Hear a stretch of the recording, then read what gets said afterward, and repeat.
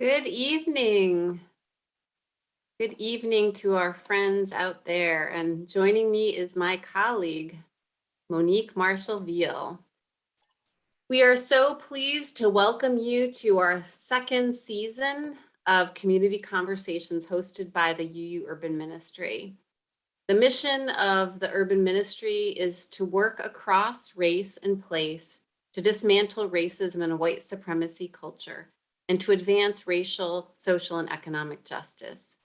We operate a shelter for domestic violence survivors, run a workforce development program for trauma survivors, offer after-school programming for Boston high school students, and we engage and serve our Roxbury community through the arts and culture and lectures and gatherings like tonight's. Thank you. Good evening, everyone. Thank you for joining us tonight. Our community conversations continue, and our community conversations highlight the history, art, and experiences of Black and Indigenous people of color. These conversations provide an opportunity to raise awareness around some of the issues that plague the residents of color in Boston neighborhoods. These conversations also provide information on how to support organizations in the work that they are doing to help people of color.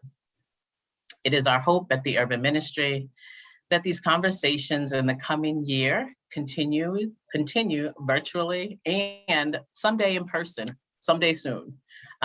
So please stay connected with us to find out about upcoming conversations. And lastly, thank you again for joining us this evening as we discuss Black flight and the reason Black Bostonians are leaving and the impact it has on the city. Thank you for joining us with Mr. Byron Rushing for this conversation. Thank you, Monique.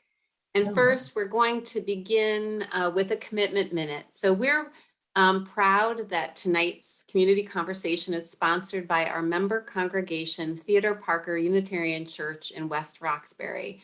Theodore Parker has been a stalwart champion of the UU Urban Ministry and of racial justice. And I'm pleased to share this commitment minute with a message from their interim minister, the Reverend Joanna Lubkin.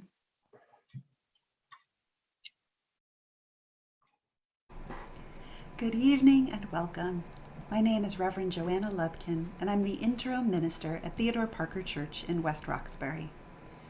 Our congregation has been connected to the work of the Urban Ministry and with First Church in Roxbury since 1712, when our congregation split off as the second parish church of Roxbury.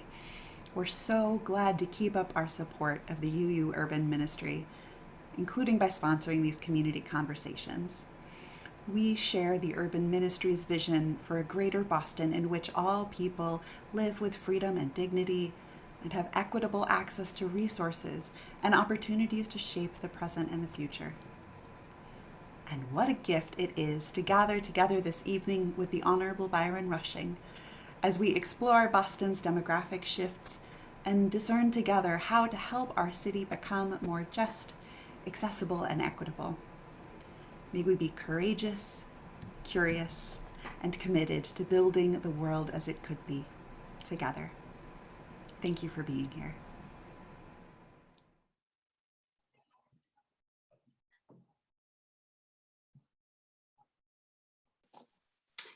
And now, Monique, would you like to introduce our next introductory video? Yes, so just a little background first. Over the last 18 months, we have highlighted Black-owned businesses through what we call community commercials. And this has allowed Black business owners to market their business during a very challenging time in our country. So as you watch this video and think about places to eat and shop around the city, please remember these businesses that we've highlighted in our conversations, as well as those that are listed on our website. And again, if you know of a business that you think deserves highlighting, please contact Bithia Israel.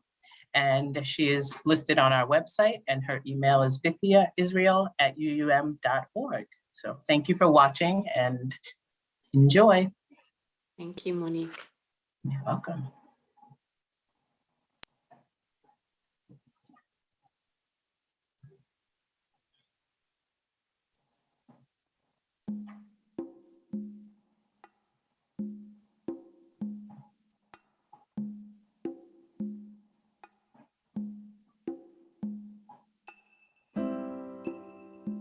Hi, my name is Tamika, and welcome to Suya Joint. Our location here in Boston is 185 Dudley Street in Roxbury. Involve ourselves in the community in any way, shape, or form that we can. Partnering with World Central Kitchen, we do offer gift certificates. You can buy that here or online. Welcome to Haley House. My name is Misha. Come on in.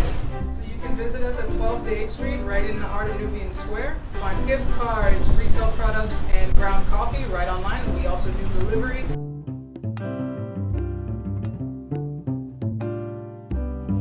Final touch with class. My wife just says I got an idea. Hey, what about a boutique accessory store? Haris, our son, who is really the one who does all of the very fashionable windows. Now, if you'll follow me this way, I can show you more. I love this. This color is called Fawn. This is another vegan leather. www.finaltouchwithclass.com. So please come join us. Hello, my name is Chef Cheryl. I own Soleil Restaurant. We are located at 2306 Washington Street in the heart of Nubian Square. And Soleil is named after my granddaughter. And in French, Soleil is the term that is used for the sun. Southern with a twist. And our collard greens, I used smoked paprika. We are open Monday through Friday. Welcome to Frugal Bookstore in famous Nubian Square. My name is Leonard Egerton. I'm one of the owners along with my wife Clarissa. Hi everyone, my name is Clarissa Cropper Egerton, and I am one of the co-owners of Frugal Bookstore. Welcome. Sure. So right now we have our children's corner, hardcover children's books, our toddler section. So we have a bunch of board books, our children's Latinx section. Over here we have our nonfiction section. We have autobiography sections against the wall here. We have history section. In the front we have like current events. We have sports biography, music biography. We also carry Bibles. And Qurans. To order online, all you have to do is just go to frugalbookstore.net, please. The mission of Frugal Bookstore is to change minds one book at a time and to increase the literacy in our community. You missed it. You missed it. I'm a star.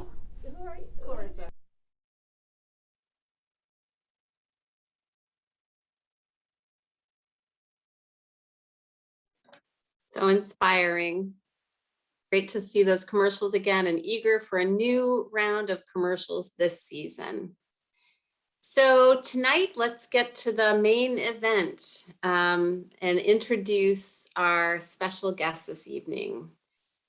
Historian and former state representative Byron Rushing was born in New York City, and he's lived in Boston since 1964. During the 1960s, he was active in the civil rights movement, working for the Congress of Racial Equality in Syracuse, New York, and as a community organizer for the Northern Student Movement in Boston. He directed a group of organizers, Roxbury Associates, who helped to found the Lower Roxbury Community Corporation, now known as Madison Park Community Development, which was one of the first CDCs in the nation. And he began some of the earliest organizing in a Black community against the war in Vietnam. Byron is a deeply knowledgeable historian, and from 1972 to 1985, he was president of the Museum of Afro-American History.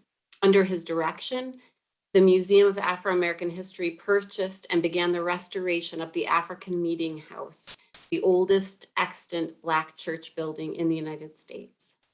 In 1979, Byron oversaw the lobbying effort in Congress to establish the Boston African American National Historical Society, component of the National Park Service. Byron led the museum in the study of the history of Roxbury.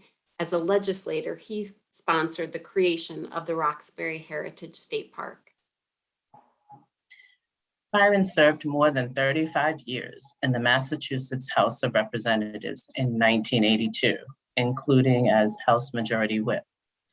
Byron's priorities in the legislature were human and civil rights and the development of democracy, local human, economic, and housing development, and housing and healthcare for all.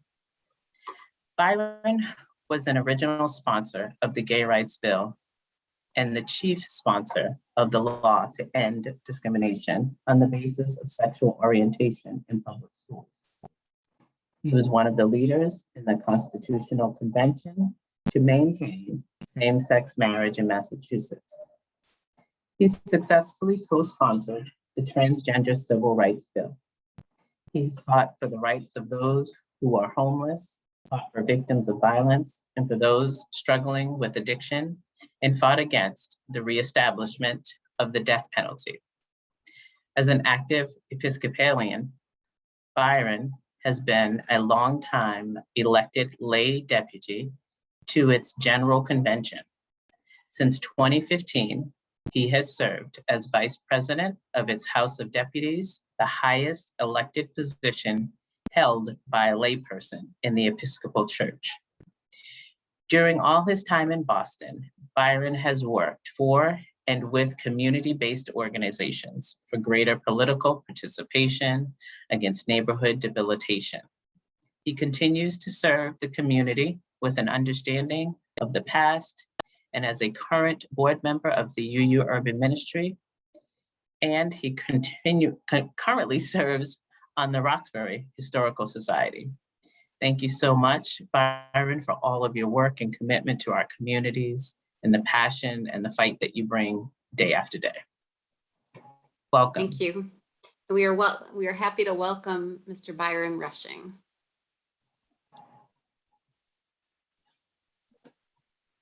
Hi, Byron. Hello. It is so good to be with you this evening, and I want to spend some time talking about numbers. So I hope we are all that our audience is prepared for that. I'll try to break it up with a few stories and maybe even a little gossip. But I would. But this is really about population. This is a sort of a talk about demographics, and specifically the history of the numbers of people of African descent, African Americans in Boston. And most of this information, of course, is going to come from the census. Mm-hmm. And I think a word about the census always needs to be, Americans always need to be reminded about, that the census, of course, was designed so that the people in this new country, in this new democracy, would be able to have relatively equal representation in their legislatures, their state legislature, and in the United States legislature, Congress. These people, of course, were a minority of, at the beginning, were a minority of the people, of the adults in the United States when it began. They, of course, were white, and so no one will be surprised at that. But we have to always remind ourselves that pretty much half the adults this did not apply to, because they were women, and women didn't vote, and so representation was not meant to benefit them, although they, of course, were counted, and because it was the total number that was used to determine this representation. But the other interesting group that the United States Constitution wanted to make sure were counted were Black people, particularly enslaved Black people, because the South was concerned about the rapid growth of the northern colonies and felt that they would eventually be outnumbered by white people in the North. And they wanted some way that they could balance that. And the way they came up with is that they would include enslaved Black people who could not vote in the calculation of the numbers. And of course, there had to be a compromise on that. The Northerners weren't going to go for that completely. The Southerners said they wouldn't join the Union if there wasn't some way that they could benefit from statistically from the enslaved people in the South. And so the United States Constitution came up with the idea that they would be allowed, for every 5 enslaved people that they could record, they would be allowed this fiction that 3/5 of that number would be considered in the population that would be used to determine representation. And so that's where we get that term, 3/5 of a person. It wasn't really 3/5 of a person. It was that there was this arithmetic fiction that was created. But because of that fiction, that meant that from the very first census, enslaved Black people were counted. So the first census was in 1790, and enslaved people were counted in that census. Now, there was one exception, and it's an exception that, of course, we in Massachusetts talk about a lot. And that was the fact that Massachusetts, before the 1790 census, had a Supreme Judicial Court case that outlawed slavery in Massachusetts. So in the 1780s, slavery was outlawed in Massachusetts, and by the Supreme Court, using as the basis for that the state constitution, obviously not the United States Constitution, but the state constitution's Declaration of Liberties. And the court said you had to take that literally, and it applied to everybody. And so when the 1790 census was taken in the United States, there was only one state out of the 13 that recorded no slaves, and that state was Massachusetts. Now, historians, of course, don't particularly, although they understand that, it does give them a disadvantage, and we are not sure how many Black people there were in Massachusetts in 1790, because they weren't counted necessarily. It was completely left up to the enumerator whether they would count them at all, if they were free. And the United States Census did not start to count free Black people until 1820. So it's not until 1820 that we start to see in the census records how many Black people, free Black people there are, along with the enslaved Black people that were counted from the very beginning in 1790. And in 1870, we have a figure for Massachusetts, and we have a figure for Boston, and the figure for Boston is 1,787. That's how many Black people. They were all technically free. There's some talk about whether some of them were still enslaved illegally, but it was illegal to enslave them. But that's the number we have for Boston, 1,787. And we always have to remember that when we're talking about, that's a small number. It's 3% of the population, but it's a reminder that in the city of Boston at that time, there were only 43,000 people, right? So that's the population that we are beginning with. And that stays about the same until the Civil War.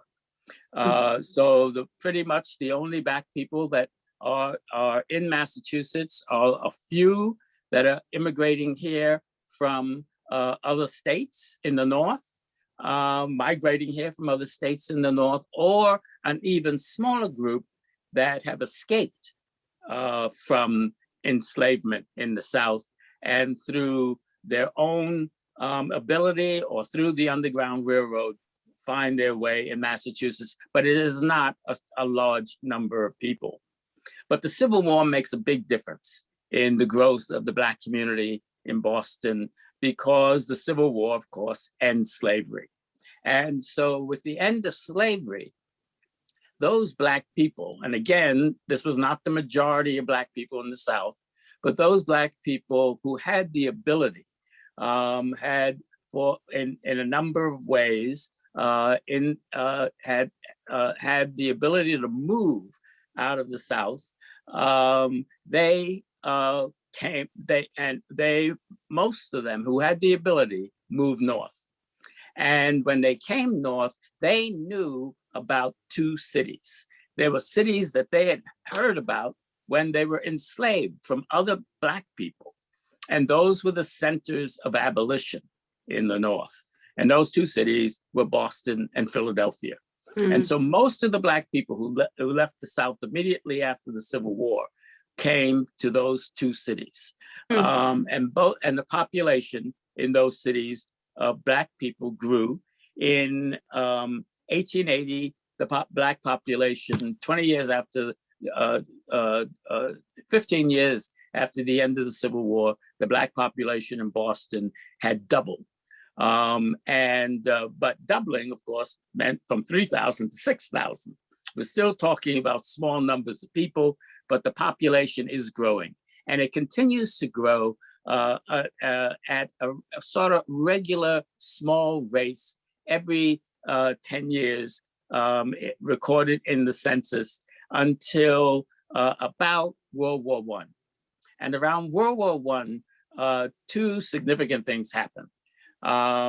One is that the Black population in the South, who are being terrorized on an almost daily basis,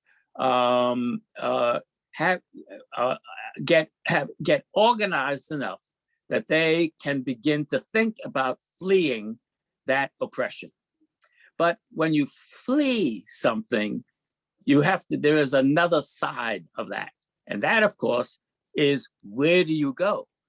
If you are fleeing something, where do you flee to?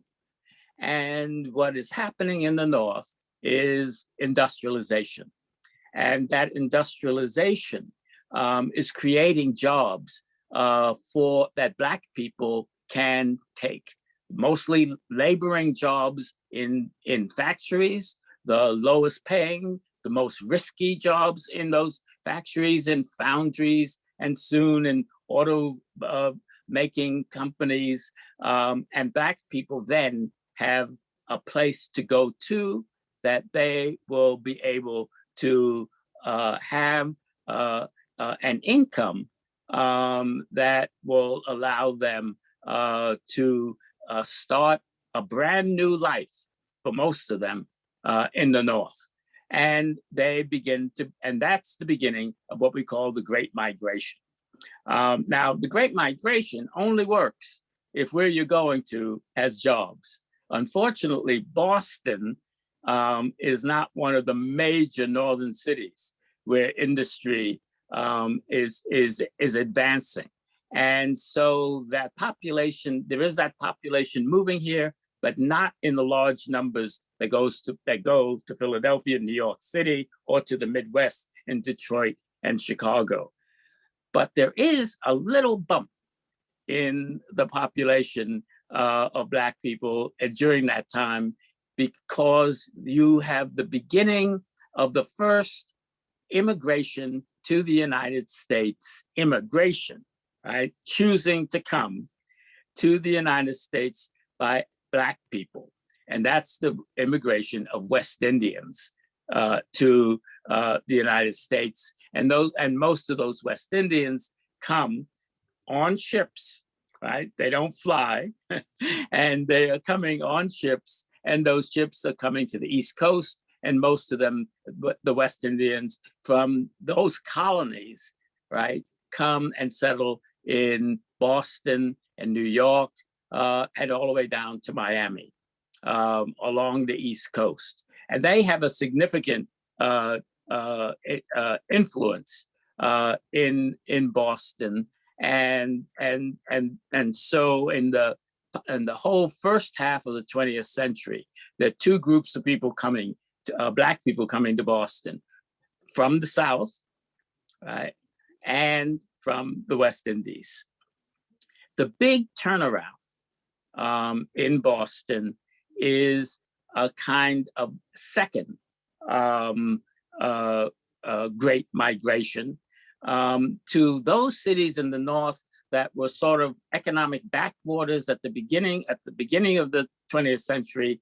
They're becoming major industrial sites because of new industries, the kinds of industries that come out of warfare. And so all during World War II, the United States government was supporting scientists to come up with a whole range of inventions. The one that we think of, the one that's probably the most popularly known is radar. But there were all sorts of things that were invented. And then, of course, there was horrible things like nuclear energy and the nuclear bombs. But all of that was a different kind of industry, and an industry that was focused in universities. And those universities, after the war, turned all of that research into capitalist profit-making companies. And that created a tremendous new source of employment in Boston. And as white people, who were most of the people who benefited from that, took those jobs, Black people had the jobs that those white people were leaving, made available to them. And so this becomes a place that Black people moved to after World War II. And so in 1940, the gradual increase in the Black population had gotten to about 20,000. In 1950, it's double to 40,000. In 1960, when I come here to go to school, it's still growing. There are about 63,000 Black people here. In 1970, there were 104,000. At the same time that it is increasing in real numbers, it is also increasing in percentages, in the percentage of the population. And it is increasing in the percentage of the population because after World War II, another thing happens, and that is the movement of middle-class white people to the suburbs. And that has, and in some cities in the North, that was more gradual. In Boston, there was hardly any movement out of white people away from Boston until World War II and the beginning of the first set of suburbs, both being built and older suburbs being open to more middle-class white people and more middle-class white people who were subsidized to move. And that's, of course, things like FHA mortgages that were available to them to move. So at the same time that the Black population is increasing after World War II, the white population is decreasing in the city rapidly. And so can we pause just there for one moment, Byron? Yeah. Thank you for all that context, which is foundational for tonight's conversation, and really interesting for you to even unpack the history of the census itself, which was the premise that we based tonight's community conversation on. I did just want to get people percolating on their questions. I see people already starting to bubble up a little. And I did want to just say to folks that we did want to mix it up a little bit tonight and allow Byron Rushing actually wanted to allow a little bit more time for back and forth. So if people have questions, you can start to put that. There's a chat function. There's also Q&A at the bottom.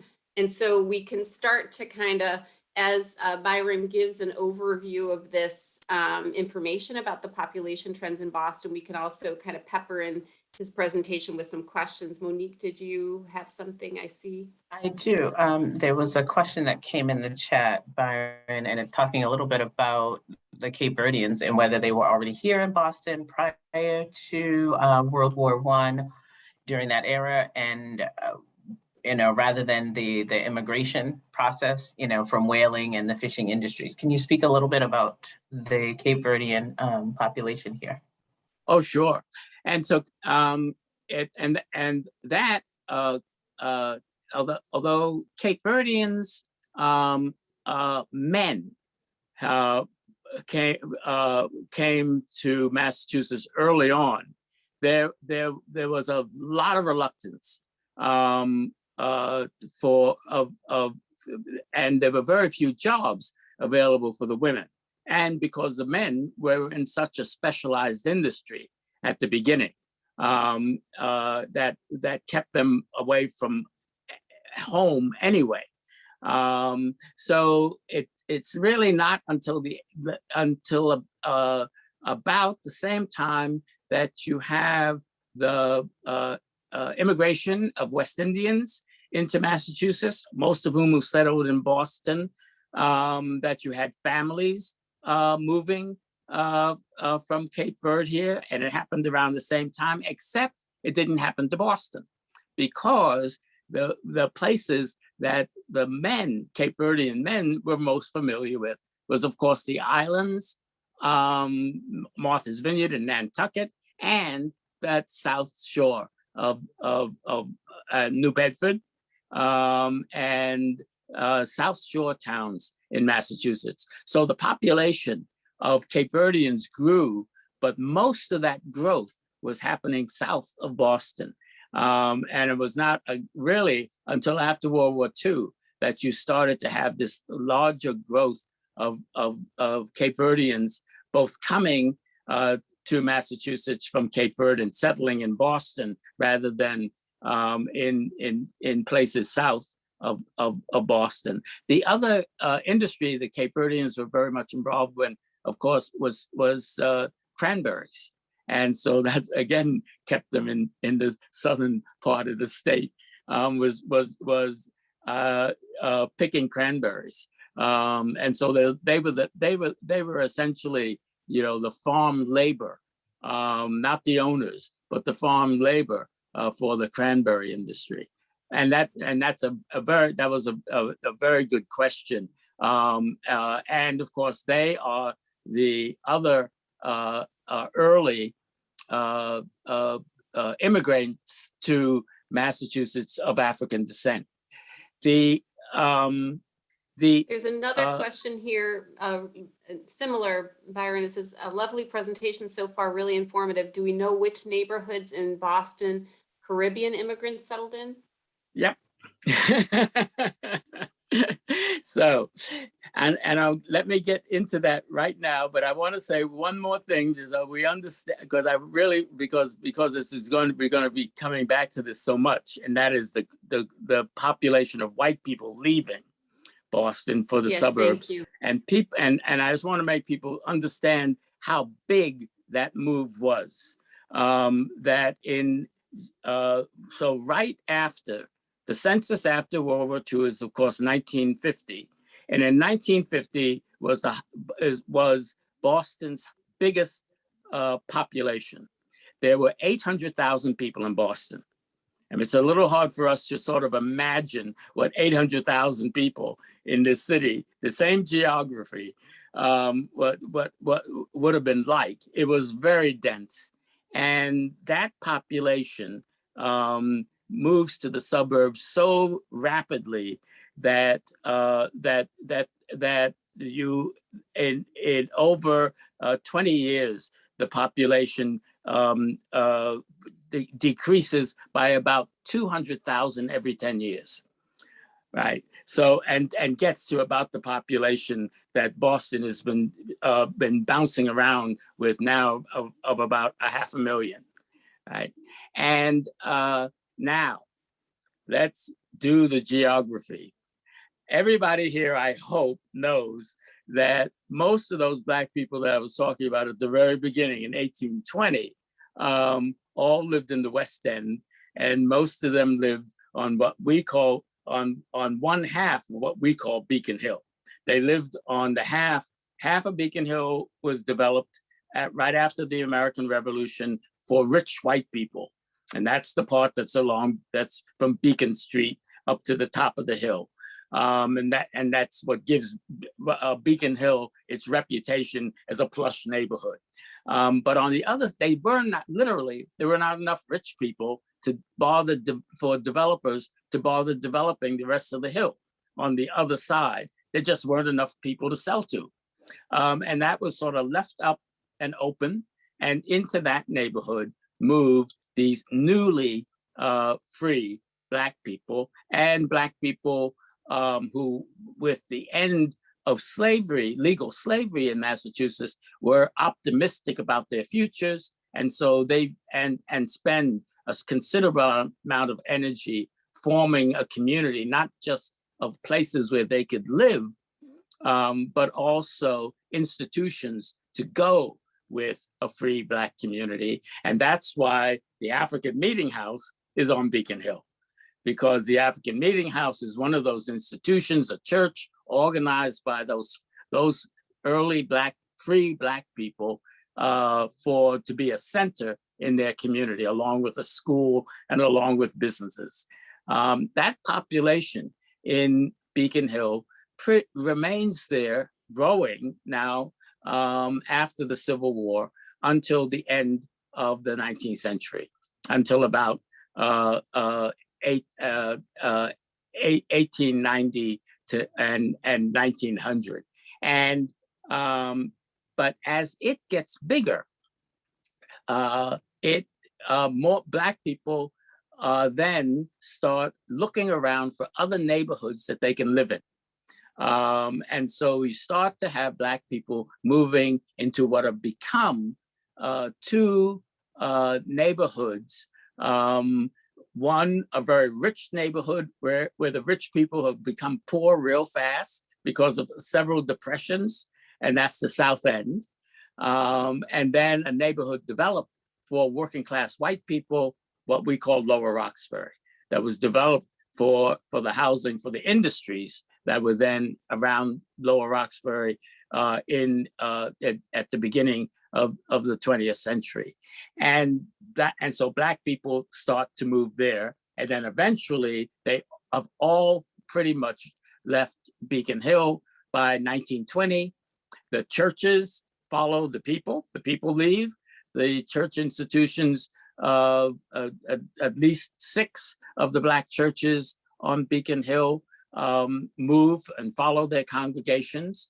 When they follow their congregations into the South End and into Lower Roxbury, they of course are following, they're moving into a community that white people have moved out of. And so white people have these abandoned church buildings that are for sale, and Black congregations start to buy those abandoned church buildings. And so what we know as People's Baptist Church was a Universalist church, was built by a Universalist church, and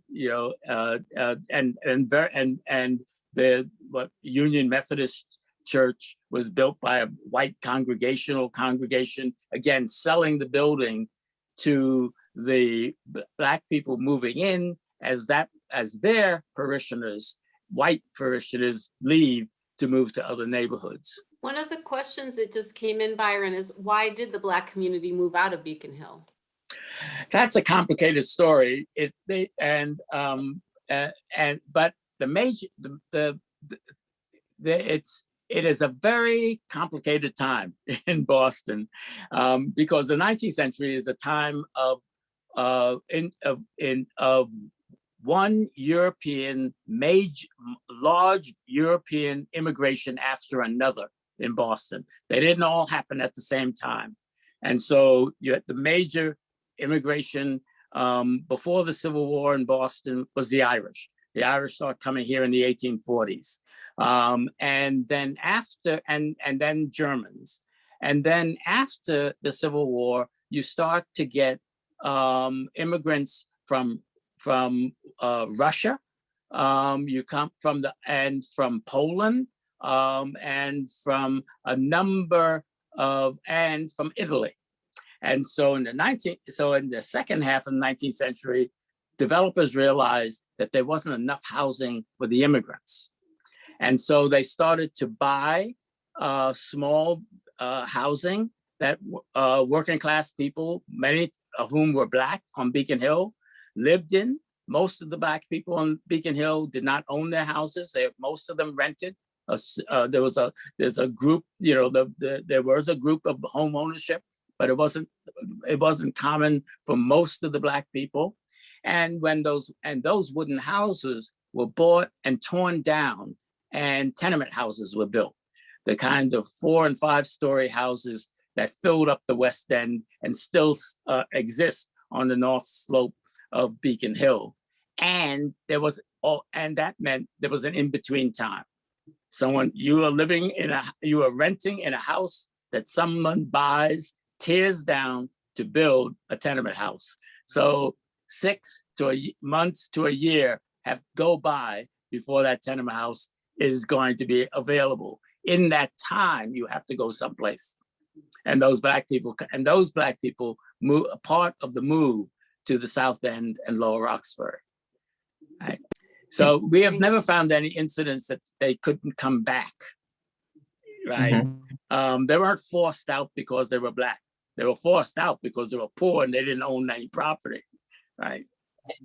So in keeping with that idea about families coming in, there's a question that came in from Roderick, and it says, Brother Byron, please share how the Mission Hill projects next to Wentworth started as a vehicle for white families to aspire into home ownership in the suburbs during the 1950s, but became a dead-end ghetto for Black families in the 70s and beyond. Right. So you're writing my speech.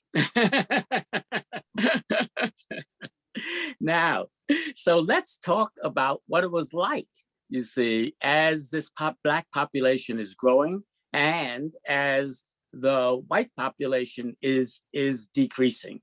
And you cannot exaggerate the amount of racial discrimination in Boston during this period. And it took all kinds of forms. But by the start of the Depression, it was not only informal and personal discrimination, it was governmental discrimination. And the city of Boston began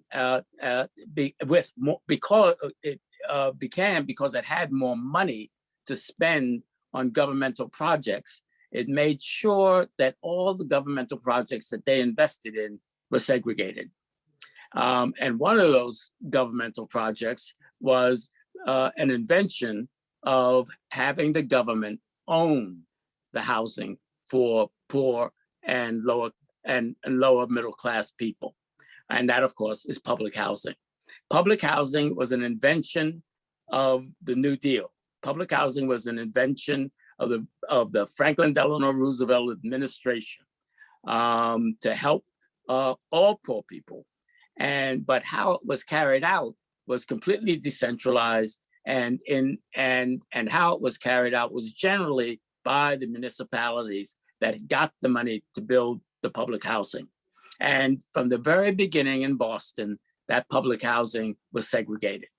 When it was built, it was not built and opened up and people saw who qualifies, moves in. When it was built to be segregated housing. So the first public housing projects in Boston were built in South Boston. And with the understanding that they would eventually build public housing for Black people. And the public housing that was built for Black people was built in Lower Roxbury. And so just about 2 years after the public housing was finished in South Boston, Lenox Street and Camden Street housing projects were built in Lower Roxbury. And it was seen as that, and it was just the assumption that it was segregated was clear from the very beginning. All of the materials on urging people to apply to get in had white models when it was taught, when that went for in the photographs for the housing in South Boston, and all the photographs, promotional photographs in for Lower Roxbury were of Black people who posed for those photographs. And they told the Black people that they could name the streets inside their public housing project. And if you still today, you can go to Lenox Street and all the courts are named after Black people.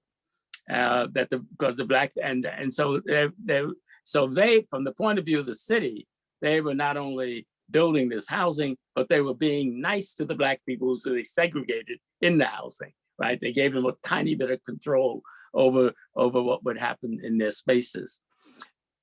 Eventually, though, a big public housing project is built in Mission Hill called Mission Hill, all white. And then they want to extend the size of Mission Hill and decide to build a public housing project next to it for Black people, right? And so they build what is called Mission Hill Extension, right? And Black people had apartments in Mission Hill Extension, I remember when I first got there as an organizer, how surprised I was at this. And as an organizer, I went and talked to the tenants. And the thing that bothered the Black tenants the most was when they went to pay their rent in the office, there were two windows. And one window said Mission Hill, and the other window said Mission Hill Extension. So you would walk in there at the beginning of the month, and there were two lines, one of white people and one of Black people, right? As though the signs had said white only, colored only, right? And that indignity bothered them more than anything else. They had other concerns about the condition of the apartments and the cleanliness of the grounds of the housing project, but that was number one. And so of course we organized a nice quick demonstration. Didn't take long, and the public housing stopped the two lines, right? But that is a good example of the development of the segregated development that had such a profound effect on Black people in those years in Boston. So the population, so these two trends are going on, and Black people are then becoming a larger and larger percentage of the population by both growth and by white people leaving, and we have the population of Blacks population growing, becoming more diverse, and then along with that population growth, new immigrants of color, mostly Hispanics, beginning to move to Boston. And at the beginning, that population was Puerto Rican, and then it became more diverse over the years. And at some point, demographers probably have figured this out and have a formula to explain it. At some point, that the growth in the population of Black people is not only caused by people moving to Boston. It's also caused by families having children. And at some point, and you're going to get to a point where the population of Boston is going to, Black population of Boston is going to become so stable that its increases are caused by children and not by migrants into the city. And that happens. We know exactly what year that, well, we know exactly what census that was first recorded, and that's in 1970.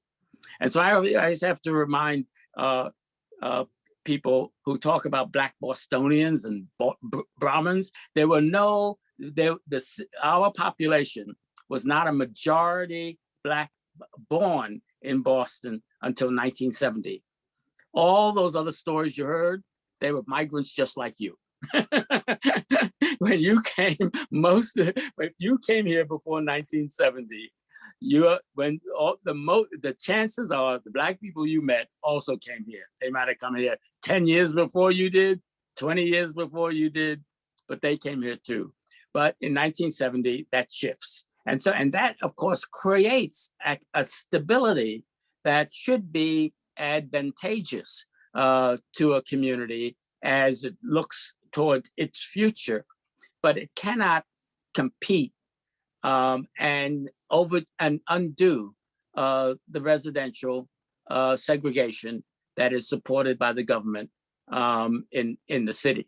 And it is that residential segregation, of course, that was encouraged and then connected to public schools, so that schools were the boundaries of school districts were purposely made to keep as much as possible the schools as segregated as possible.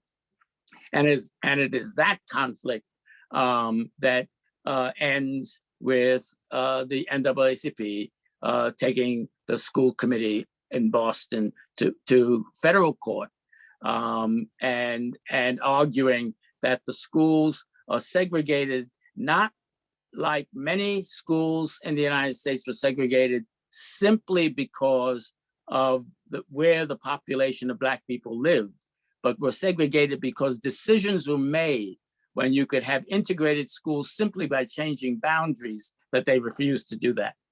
And then, of course, also refused to hire Black teachers. So there was always a much smaller percentage of Black teachers than the percentage of Black students in the schools. And that combination convinces Judge Garrity, and he makes a decision that he does, that the school should be desegregated.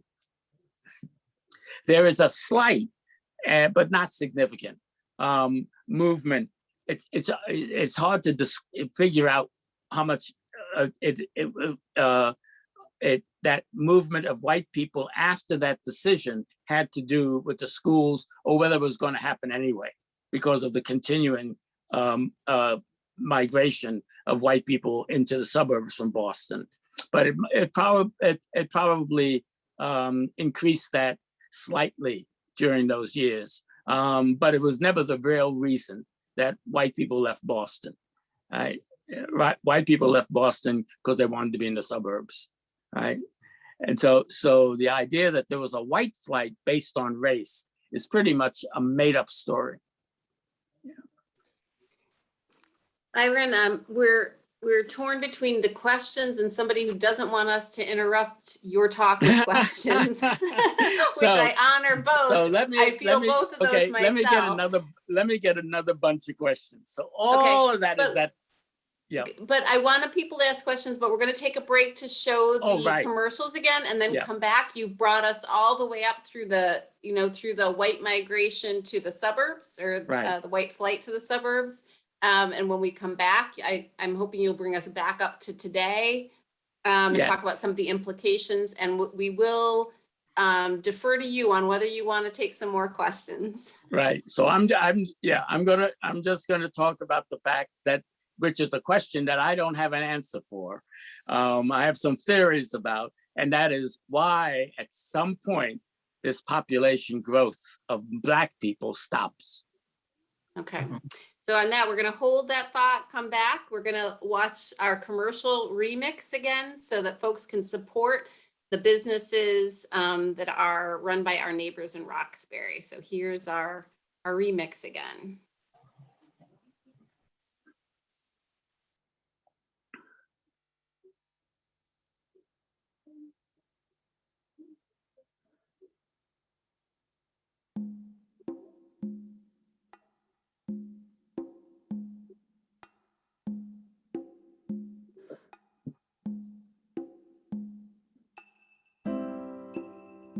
Hi, my name is Tamika and welcome to Suya Joint.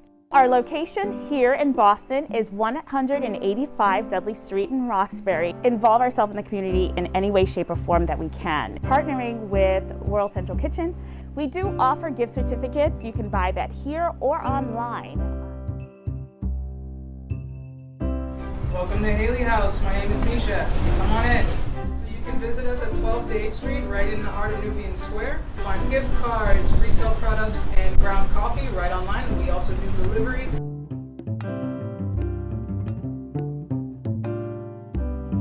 Final touch with class. My wife just says I got an idea. Hey, what about a boutique accessory store? Haris, our son, who is really the one who does all of the very fashionable windows. Now, if you'll follow me this way, I can show you more. I love this. This color is called fawn.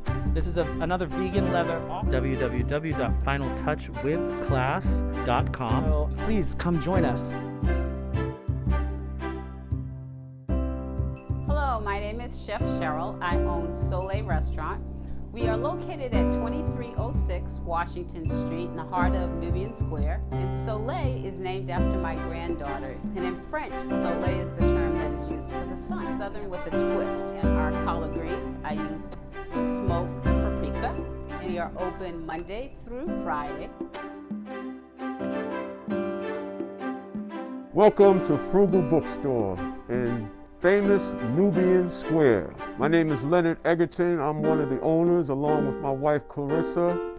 Hi everyone, my name is Clarissa Cropper Egerton and I am one of the co-owners of Frugal Bookstore. Welcome. Sure. So right now we have our children's corner, hardcover children's books, our toddler section. So we have a bunch of board books, our children Latinx section. Over here we have our nonfiction section. We have autobiography sections against the wall here. We have history section. In the front we have like current events. We have sports biography, music biography. We also carry Bibles. And Qurans. And Qurans. To order online, all you have to do is just go to frugalbookstore.net, please. The mission of Frugal Bookstore is to change minds one book at a time and to increase the literacy in our community. You missed it. No. You missed it. I'm a star.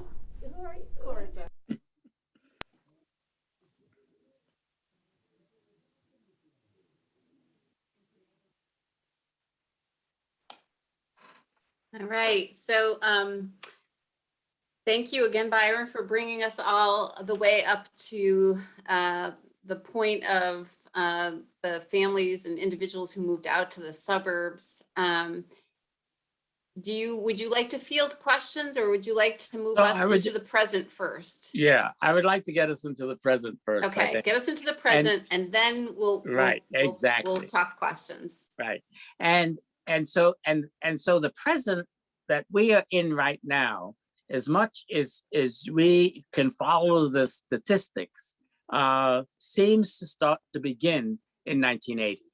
That the population doesn't seem to be growing, and this means and the question that we have that is hard to answer is why, and we get to what becomes the largest Black population in Boston is around 1990, and it's 25% of the population. In 2000, it's grown a little, but the white population is also starting to grow again, which is this is the new white people coming to Boston. It's just gentrification is starting to be, it's starting to get to a point where you can count it. But the black population remains at 25%, and remains at 25%. 2010, there was actually a decrease in the number of black people here, but not by much. And now we are looking at the figures for the black population of Boston with this new census, and even knowing the problems that occurred with enumeration all over the country with this year's census, we are still not. There's no significant increase. Where the figure that the census gives us is 138,000 black people, but still 25% of the population. So what does that mean? It means when we say that that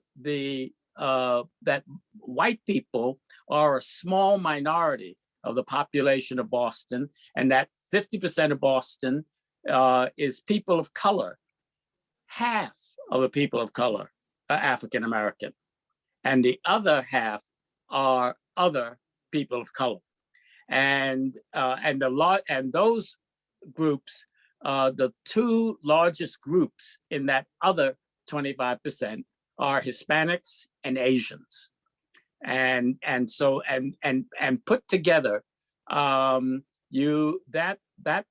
is 138,000 black people. The total population of Hispanics and Asians is 202,000, right? So, that is the look of Boston right now, because the census is fundamentally still, a racist accounting, So we have two kinds of white people from the point of view of the census. You have white people, and then you have Hispanic people who check off white, right? Because Hispanics are not considered a race, they're an ethnic group, so they can be any race they want to be, right? And but that's the complicated place that we are right now. And so when we talk about people of color, what we are talking about is a population of African Americans, somewhat diverse, right? We have a population of Hispanics, very diverse, right? And we have a population of Asians, very diverse, right? And all of their names, right, were essentially names. The names are defined by white people, right? If there was no white racism, there would be no black people, because we'd all just be people from different countries, right? So there we are. And the question is why? When you say why? Why did black people stop growing? So, yeah. and it seems to be a combination of two things, but and that is that less black people are coming, right? And more black people are leaving. Right. Okay, thank you. So we are starting to get a few questions, Byron. It's okay for us to start pitching them to you? Go right in. All right, I can do the first one for you. Please, thank you, Monique. This is coming from Claire. Boston Indicators just released an analysis showing the multiracial population of the greater Boston area has doubled recently to 250,000. Will folks think that if the multiracial population is growing, is it not a problem that the Black population of Boston is dropping? So depends. That's right. And so, of course, the question is, what does that mean? This is this is the first. You mean people who self-describe themselves as multiracial, and what does that mean? In a country where that group of people just never got counted before, but have existed from the first time a white man met a black woman, right? from the right. So there have always been multiracial people, right? We have never counted them before, right? And so we've only been counting them for about 30 or 40 years. So I'm not sure what you see. I think we have to figure out what that really means. But if the decision is made that that's a thing, say that rather than my mother is white, my father is black, I'm multiracial, or am I black? Right? For most of the time of American history, you'd be black. Right? And most of the places in America, for most of the time that America has been around, if you had that, if you were what you can call yourself multiracial now, you would have been the minor race. That would have been your race. Right? So so now how significant that is really, I think, has to do with how, well, one thing is how popular it becomes, right?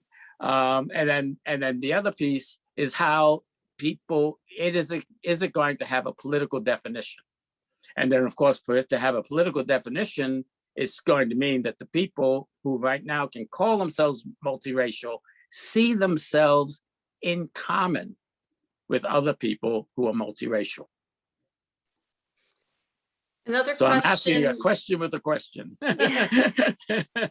Another question here for Mary is, how did the end of rent control impact Black Bostonians demographics? The major effect it had was to just cut down on the availability of affordable housing. And so you had just one, there are many policies that are made to try to cut down on the availability of affordable housing, and ending rent control was one of them, right? Creating condominiums was what the major policy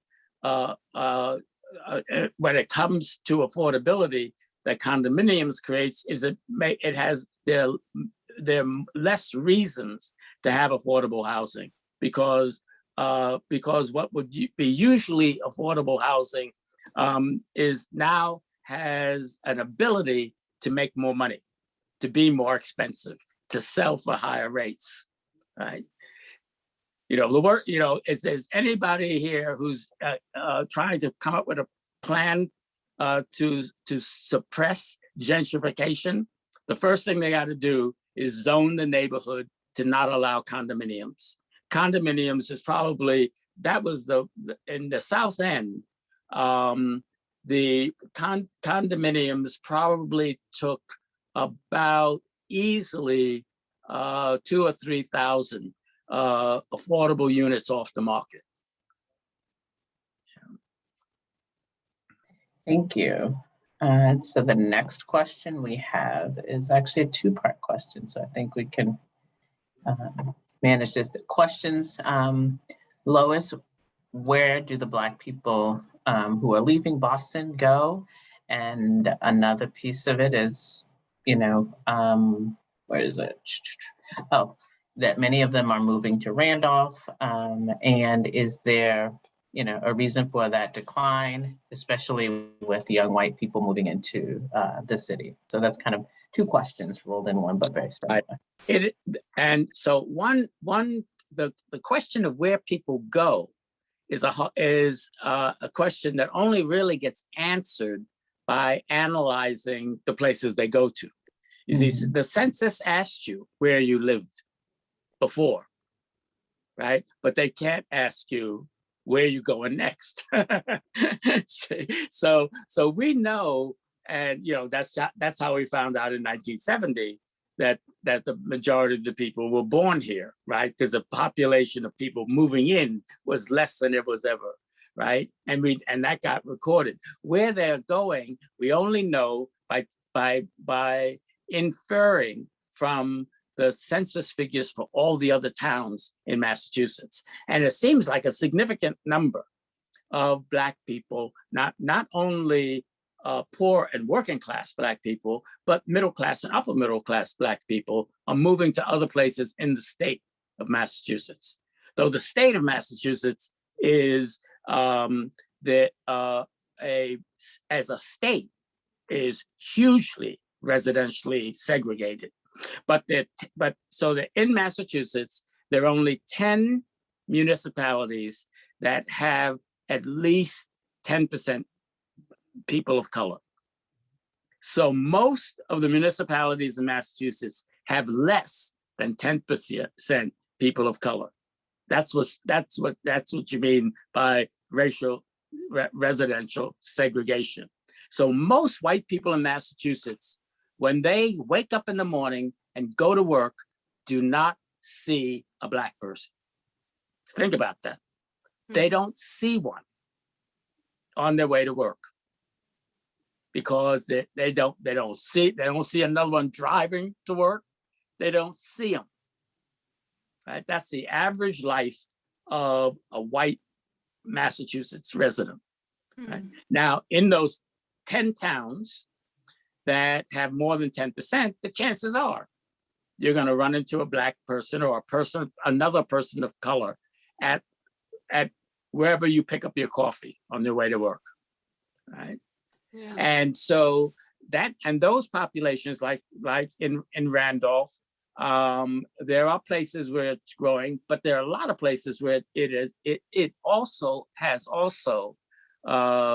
stabilized, and even ones with very large populations like Lawrence or Holyoke would be a better example. That's 50% Hispanic.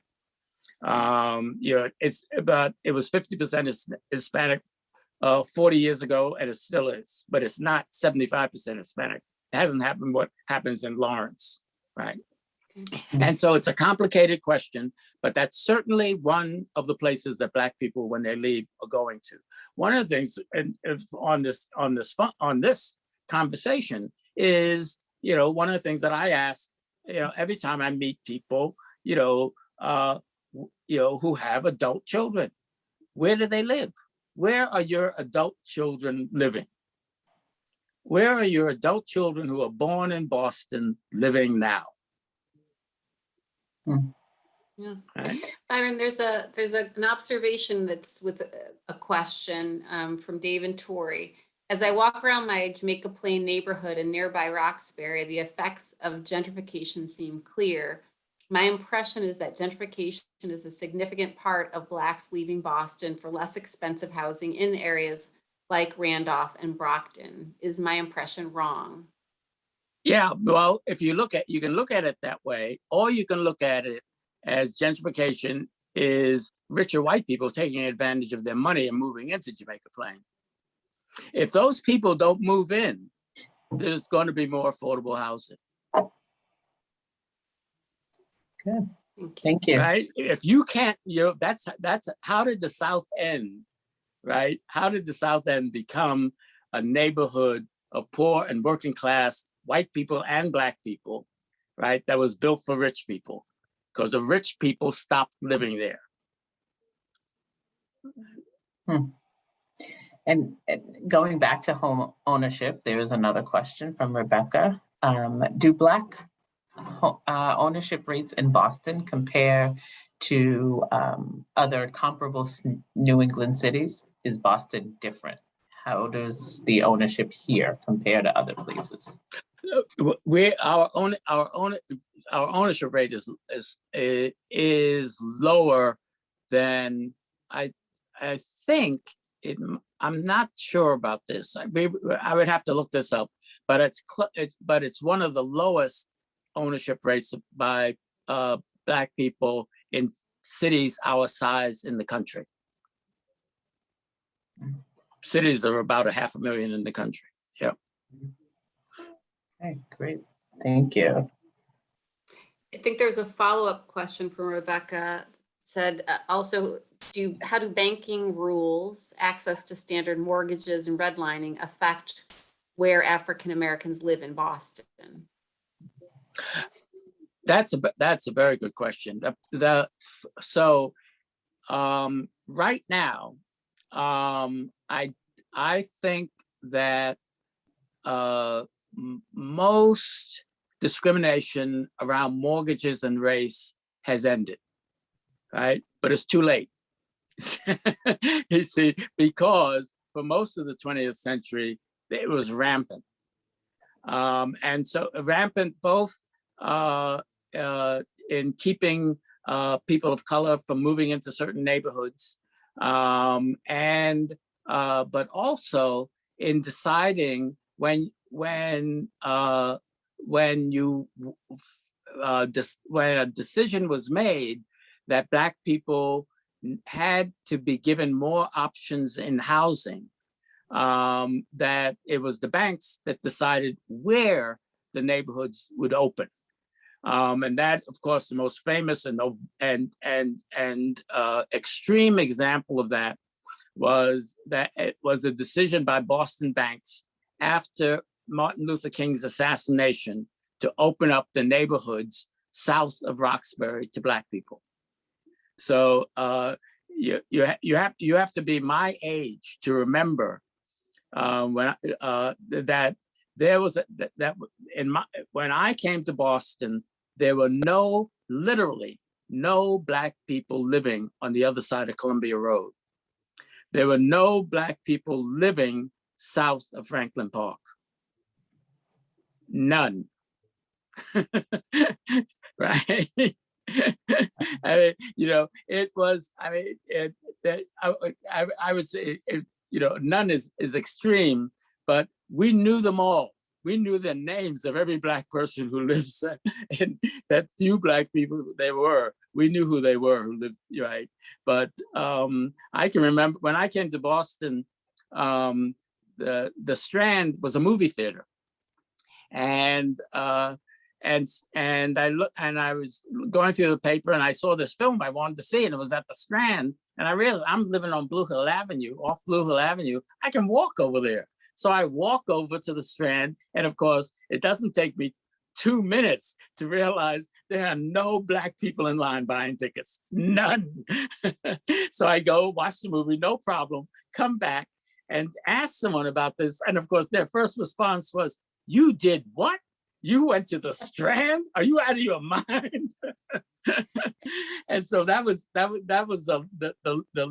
that segregation, residential segregation, was ended by the banks because they had such control over mortgages they could do that. And they were afraid of what was going to happen. They were afraid of the violence that was going to occur in Boston after Martin Luther King's assassination. And so they decided that one of the things that they would do was to open up areas where Black people could buy housing. And the banks could do that. They could go have a meeting, get all their competitors in this banking competitors in the same room, agree, and it happened. And so they could have done that anytime. That's what I mean by being too late. Anytime they could have decided we are going to end residential segregation in this city. Anytime, right? So if you know any of those bankers, right, just make sure that you revise their obituaries, right?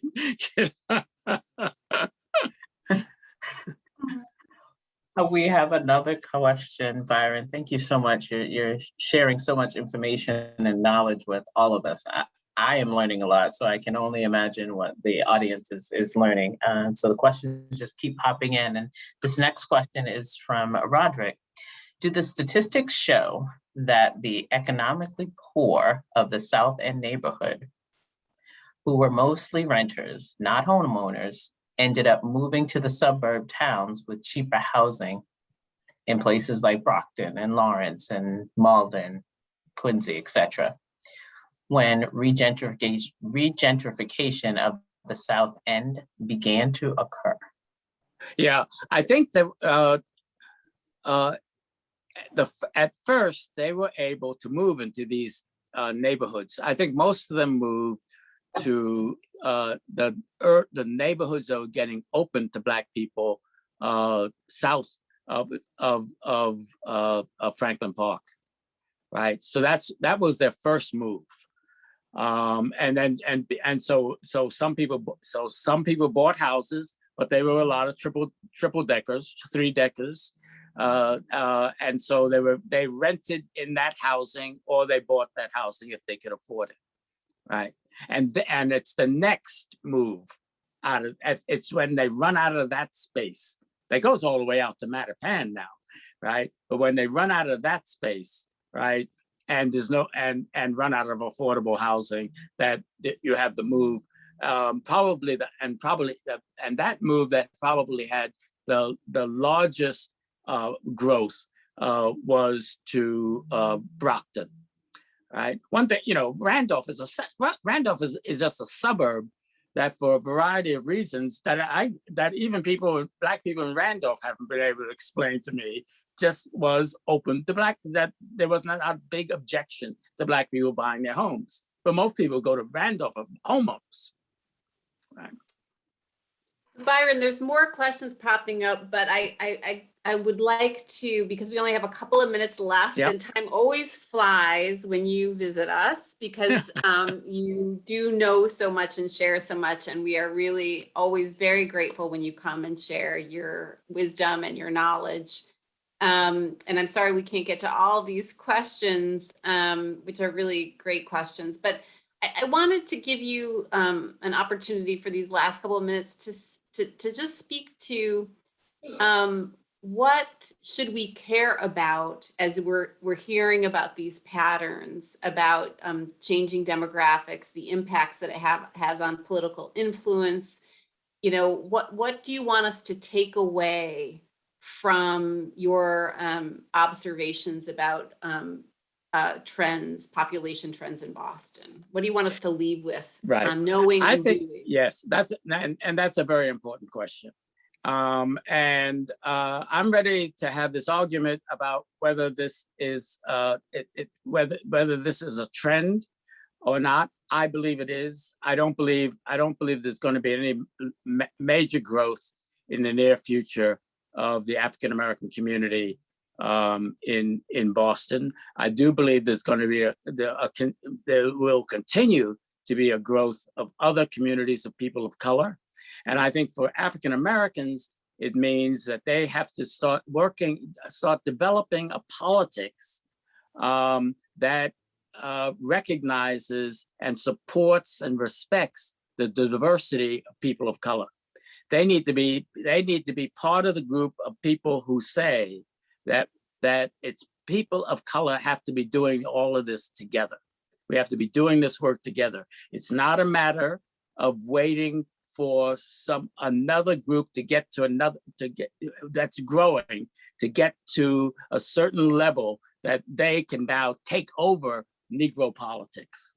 See, so Black people have been the leaders of people of color politics in this city for a long time.